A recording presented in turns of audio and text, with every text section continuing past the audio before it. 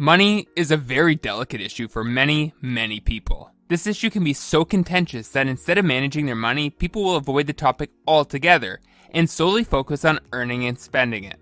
In short, there are two types of people, those who increase their wealth and those who lose it. And in this video, I will share with you 10 money mistakes you must avoid at all costs. And if you're new to the channel, then hit the subscribe button below for more life-changing content. The truth is that keeping money is a lot harder than making it.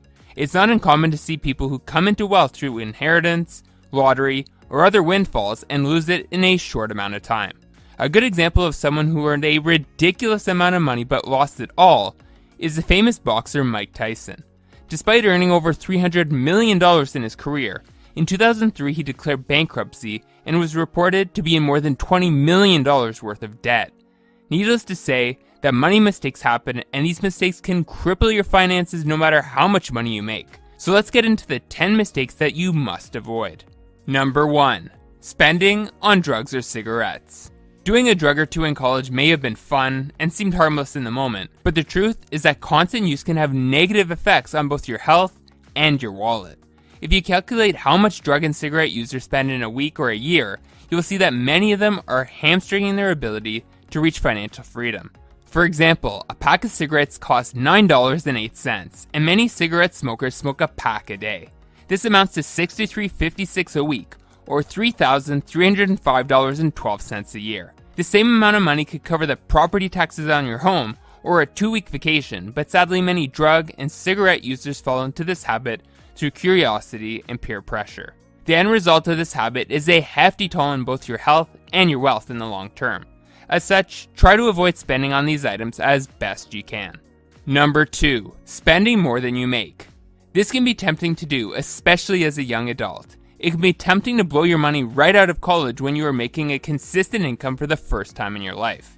Buying that new car, moving into a new house, and flying first class are all appealing things to do, but the problem with them is that you tend to end up living paycheck to paycheck if your income can't cover these costs. This issue can be likened to lifestyle inflation, whereby an increase in earning will cause you to increase your living expenses. An increase in paycheck shouldn't warrant you to increase your cost of living. However, the majority of people feel that they should reward themselves once they get paid. Instead, this cash inflow should be directed into prolonging your wealth through investments and the acquiring of assets. Probably the biggest reason that people spend beyond their means is to impress others. They spend because their self-esteem is low, and without these material goods, they feel inadequate in comparison to others. But this is flawed thinking. As Dave Ramsey says, we buy things we don't need with money we don't have to impress people we don't like. Many of us are guilty of this. Once you learn to delay gratification and forget about impressing people, you will then be able to grow financially. Social media is another cause of overspending. People try to spend huge sums of money trying to look rich without actually being rich.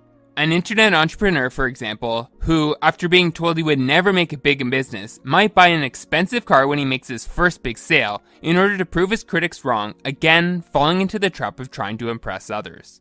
This means of impressing others is a never-ending staircase. At all points of life, there will be others to compete with or to show off to. You have no business buying a gadget worth $2,000 when your monthly salary is just $3,000. Be smart. Create a budget and track your spending to ensure you avoid spending more than you make. Number 3. Not investing wisely. Investments can be really tricky, and many people put their money into things based on tips from friends or a strong conviction that the prices of popular stocks will keep going up. One type of asset that just about everyone seems keen on these days is real estate. Many people think that once they own an investment property that they'll be financially set. They think that every month rent payments will just start rolling in and their income will exponentially increase. Unfortunately, this is not always the case. Sometimes tenants miss payments, appliances break, or the value of your property declines. Like all types of investments, there is risk involved. For the wise investor, the key to making their assets produce a reliable stream of income is to obtain the proper knowledge about a particular market or product before putting their hard-earned money into said venture. In short, make sure to do proper background work on whatever it is you want to get into, and not just because your friends are making money from it or a sales agent told you about the great benefits it has to offer. Number 4. Following get-rich-quick schemes. Get-rich-quick schemes are one of the surest ways of losing your money. As the saying goes, Quick money brings quick problems, and following a money scheme is bound to get you in trouble. Get-rich-quick schemes include things like Ponzi schemes, pyramid schemes, and make-money overnight offers, and are all set up to make the scheme originator rich by taking your hard-earned money. If you're looking into new business ventures and see opportunities that promise high returns with small risk, then tread with caution. Think of it like this: if it takes 20 years in a career to make $200,000, and a new venture is saying that you can make that amount of money in a year, then if it was legitimate, wouldn't everyone be doing it? In short, when it comes to making money fast, always employ your best judgment before signing on the dotted line. Number 5, not having an emergency fund. Let's face it, life doesn't always go your way, and sometimes you need cash in order to rectify the situation you're in. For instance, your car could suddenly stop working, you could lose your job, or your washer could break. Unfortunately, just about everything in life costs money, which is why not having an emergency fund set aside is a critical money mistake. Sadly, a 2019 Federal Reserve study found that almost 40% of American adults wouldn't be able to cover a $400 emergency with cash, savings, or a credit card charge that they could pay off quickly. About 27% of those surveyed would need to borrow the money or sell something to come up with the $400, and an additional 12% wouldn't be able to cover it at all. Luckily, you don't have to be one of these people. Saving these funds can be easy. All you have to do is set up a 10% automatic deduction from your pay with your employer that will send a portion of your paycheck into an emergency savings account. But how do you know when you've saved enough? Most financial gurus recommend you accumulate 6 months worth of living expenses, but if you want to be extra cautious, then 1 year's worth is a great goal to set. Number 6, having just one source of income.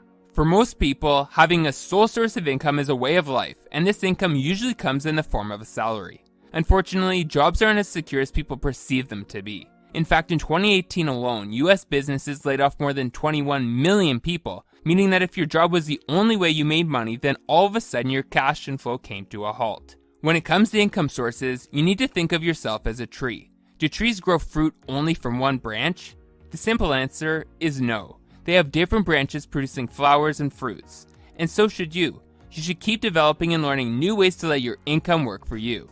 This is not only wise, but a safe way to help you sleep at night. Number 7, relying heavily on credit cards. For many people, credit cards can be a convenient tool for making purchases, but for others, they can be a one-way ticket to debt.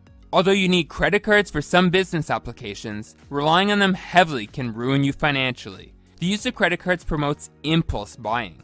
It gives you the mentality that you can afford anything and everything, all with an easy swipe. In fact, a 2001 MIT study found that shoppers spend up to 100% more when using their credit card to pay instead of cash. So if you find yourself uncontrollably spending on credit, form the habit of paying with cash instead. When you pay by cash, you are physically handing over money, and seeing the depletion in your wallet will make you feel the financial impact of the purchase much more than when you pay on credit. Number 8, being scared to take financial risks. As the saying goes, no risk, no reward, and in order to make money, you need to take risks. However, the risks you take need to be calculated. For instance, putting your money in an index fund is higher risk than leaving your money in a savings account, but your money will never grow, making the typical 0.09% interest that a savings account yields. Instead, investing in an index fund, for example, which mirrors the movements of the whole stock market, has historically provided returns of 7% annually, which is a calculated risk that, in my opinion, is worth taking. Number 9, saving rather than investing. When you keep money in the bank, it loses value over time due to inflation. However, when money is invested wisely, it grows. It's that simple. In mistake number 9, I mentioned that being scared to take financial risks is a mistake. The people who are scared to take risks are people who will save all their money and leave it to erode over time. The only money you should be leaving in a savings account is money for your living expenses and your cash emergency fund. In short, you have to save to invest, and not save for the sake of saving. Money saved without any actual plan will end up being spent on things that are not worthwhile. For instance, when you leave money in your bank, you will become tempted to spend it on material goods like a new car, new clothes, or entertainment. Instead, you should be getting that money to work for you by investing it. Whether that's in the form of stocks, real estate, REITs, or startups, all these avenues offer a way to make new streams of income, which is much more financially lucrative than letting your money devalue when sitting in the bank. Number 10, having only one bank account. Having only one bank account is risky for a few reasons. First, Having one bank account will make the management of your money really difficult. By working with just one bank account, you have to keep all of your emergency, bill, and college savings in one spot. Then, if you splurge and spend this cash, you may risk not having emergency cash or tuition money readily available when you need it. This is why you should have at least 3 bank accounts. One should be used for emergency funds in case anything goes wrong. Another account can be for your day-to-day bills, and a final account, which I call a play account. Your play account is what money you allocate for entertainment or vacation. And if you want to take things one step further, you should set up an untouchable account. This account can be used as a savings account that paycheck deductions are directed to every single month, so you can automate your savings process and ensure your wealth grows over time. Thanks for watching. If you want to go from the life you have to the life you deserve, then hit the subscribe button now.